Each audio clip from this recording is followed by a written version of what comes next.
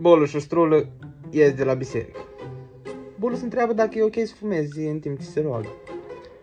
Strulă răspunde că de ce nu întrebi preotul? Se duce Bolu și îl întreabă pe preot. Sfințiata, pot să fumez când mă rog?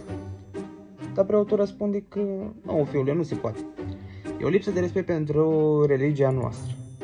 Bolu se întoarce la prietenul lui și spune ce a zis preotul.